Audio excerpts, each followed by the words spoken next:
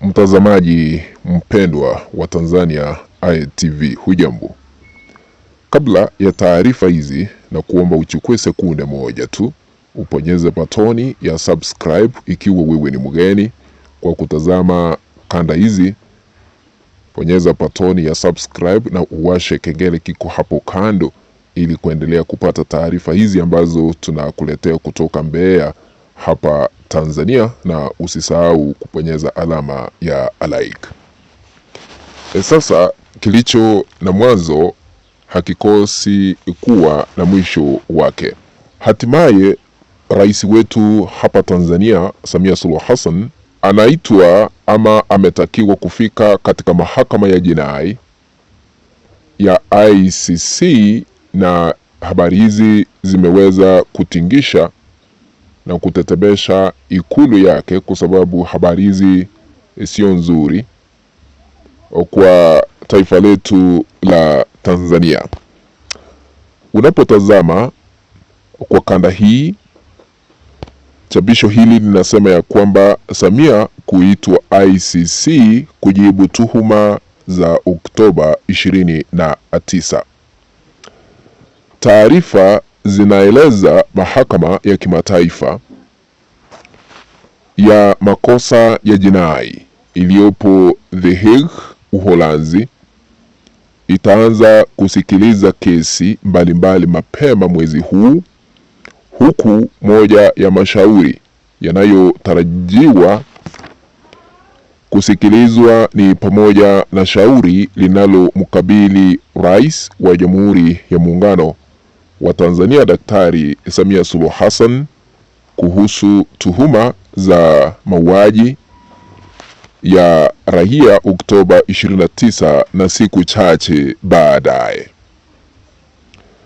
Ni wazi kwamba Samia Suluhu Hassan atafikishwa katika mahakama ya ICC vile taarifa hizi zimeweza kuchapishwa, kwamba huenda mwezi huu wa kwanza kesi yake itaanza kusikilizwa. Ikumbukwe kwamba kesi yake iliweza kuwasilishwa katika mahakama ya jinai ICC, na ICC iko na ushahidi kutoka CNN. ICC itafanya uchunguzi kutoka ama katika taifa letu la Tanzania ili kubaini ukweli haswa kwa yale ambayo ameshitakiwa nayo. Kwa nini rais wetu Samia Suluhu Hassan atatakiwa kufika katika mahakama ya ICC? Ni kwa sababu ya maafa. Mwaka jana 29 Oktoba tulikuwa na uchaguzi hapa Tanzania, lakini tukashuhudia baadhi ya Watanzania wakiandamana katika miji mbalimbali mikuu, na hata Mbeya hapa tulikuwa tunashuhudia maandamano, Dar es Salaam, Mwanza na sehemu zingine. Siku ya uchaguzi na baada ya uchaguzi, watu waliweza kufiatuliwa risasi kiholela, watu wakaangamia, watu wakaaga dunia. Baadaye Rais Suluhu, wakati alikuwa anazungumzia wazee katika eneo lile la Dar es Salaam, alithibitisha kwamba vyombo vya dola na serikali yake waliamua kutumia nguvu zaidi kunyamazisha ama kutuliza maandamano. Na hiyo ama huo ni ushahidi wa kwanza wa kujishitaki yeye mwenyewe katika mahakama ya ICC kwamba yeye ndiye aliweza kutoa amri kwa jeshi la polisi kuwashambulia na kuwaua Watanzania kwa kuwafiatulia risasi hapa na pale, jambo ambalo liliweza kuwanyima baadhi ya familia uhuru wa kujieleza na kupoteza wenzao.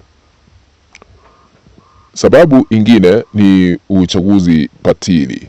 Watu wakati walikuwa wanaandamana, tuliona tume ya uchaguzi ikimtangaza Samia kuwa mshindi kwa 98%, kumaanisha uchaguzi ule ulikuwa na dosari, kwa sababu watu hawakuwa wanapiga kura kwa sababu walikuwa wakiandamana hapa na pale.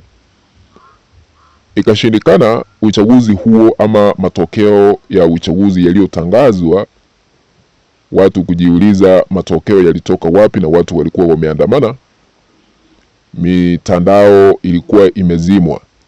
Ni kivipi tume ya uchaguzi iliweza kupokezwa matokeo ama majibu ya kura kutoka sehemu zingine ambazo ziliweza kushiriki katika uchaguzi?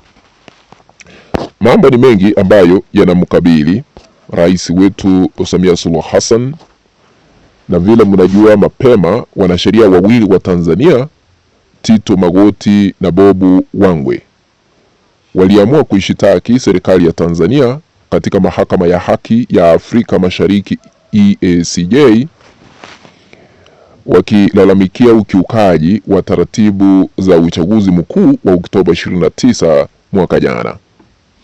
Magoti na Wangwe wamefungua shauri hilo dhidi ya mwanasheria mkuu wa serikali ya Tanzania na katibu mkuu wa Jumuiya ya Afrika Mashariki EAC, na katika shauri hilo la rejea nambari 59/2025, Magoti na Wangwe wanapinga mchakato na matokeo ya uchaguzi huo ambao pamoja na mambo mengine wakidai haukufika viwango vya uchaguzi wa demokrasia na kwamba kulikuwa na ukiukaji wa haki za binadamu. Na pia wakasema wanadai uchaguzi huo ulikuwa ni wa hadaa kwa misingi ya uvunjivu wa mkataba wa uanzishwaji wa Jumuiya ya Afrika Mashariki. Kufuatia ukiukaji huo, wanasheria hao wanaomba mahakama itamuke kuwa vitendo vya uzembe wa Tanzania vinavyohusiana na uchaguzi wa Oktoba 29, 2025 vimekiuka mkataba wa EAC. Pia wanaomba itamuke kuwa mchakato wa uchaguzi huo na matokeo yake yaliyotangazwa Novemba 1, 2025 havikutimiza viwango vya lazima vya uchaguzi wa demokrasia chini ya sheria na miongozo iliyokabiliwa ndani ya EAC, AU na SADC. Kumaanisha wanasheria hawa nao pia wanataka uchaguzi ukaweze kurudiwa katika taifa la Tanzania. Hayo ni miongoni mwa yale ambayo yanasikizwa katika mahakama hizi mbili, moja Arusha, ingine na ya ICC. Sisi tutazidi kuwafahamisha vile hali ilivyo, vile tunaendelea kupokea taarifa hizi hapa Mbeya katika meza yetu ya kupokea taarifa hizi zote.